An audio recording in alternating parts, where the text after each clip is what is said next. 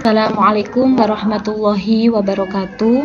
Kami dari kelompok 8. Di sini kami akan membahas tentang isi kandungan Quran Surah Al-Ashr ayat 1 sampai 3. Makalah ini disusun oleh kelompok 8, yaitu oleh Musdalifah, Siti Komariah, dan Wahyu Nur Hidayati.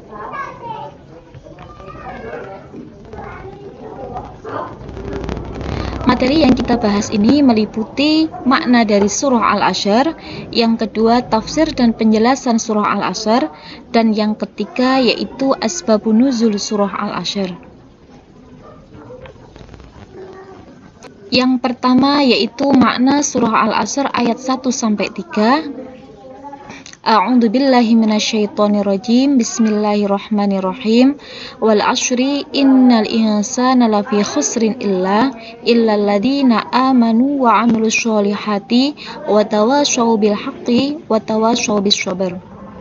Makna dari surah Al-Asr ini yaitu demi masa, sesungguhnya manusia itu benar-benar berada dalam kerugian, kecuali orang-orang yang beriman dan mengerjakan amal soleh, dan saling menasihati supaya menaati kebenaran, dan saling menasihati supaya menetapi kesabaran. Quran Surah Al-Ashr ayat 1-3. Surah Al-Asr ini merupakan sebuah surah dalam Al-Quran yang banyak dihafal kaum muslimin karena pendek dan mudah dihafal. Meskipun surah ini pendek, akan tetapi memiliki kandungan makna yang sangat dalam. Surat ini berisi tentang manusia yang sesungguhnya berada dalam keadaan merugi, kecuali mereka yang selalu beramal soleh, saling menasihati dalam kebenaran dan kesabaran. Yang kedua yakni tafsir dan penjelasan surah Al-Asr. Dalam ayat pertama dijelaskan bahwa Allah Subhanahu wa taala bersumpah dengan menyebut masa di sini berarti waktu yang dilalui manusia. Maksud ayat pertama surah ini adalah agar Rasulullah dan orang-orang yang beriman memperhatikan waktu dan memanfaatkan waktu sebaik-baiknya. Dan dalam ayat kedua dijelaskan bahwa kebanyakan manusia dalam keadaan merugi. Kerugian yang dialami manusia ialah bahwa kesempatan di dunia ini tidak digunakan sebaik-baiknya. Dan pada ayat ketiga dijelaskan bahwa tentang cara yang harus ditempuh agar manusia tetap termasuk orang yang rugi. Pada ayat ini ada 4 syarat agar orang tidak merugi. Yang pertama yaitu beriman, yang kedua beramal soleh, yang ketiga saling menasihati tentang kebenaran, dan yang keempat yaitu saling menasihati tentang kesabaran. 4 syarat agar orang tidak merugi. Yang pertama yaitu orang-orang yang beriman. Yang dimaksud di sini orang-orang yang beriman yaitu beriman kepada Allah dan Rasul-Nya, serta beriman kepada apa yang didatangkan kepada Rasulullah berupa petunjuk dan agama yang hak, yaitu agama Islam, menegakkan syariatnya serta menjauhi larangannya. Masa itu mengandung banyak peristiwa dan contoh yang menunjukkan kekuasaannya. Di samping menunjukkan betapa bijaksananya Allah, misal bergantinya antara siang dan malam, yang keduanya merupakan tanda-tanda kekuasaan Allah. Dan syarat agar orang tidak merugi yang kedua yaitu orang yang beramal soleh.